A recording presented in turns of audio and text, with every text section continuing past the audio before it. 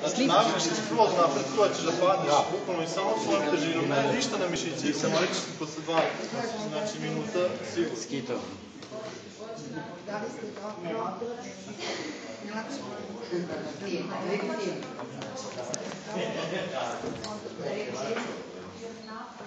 Mahni.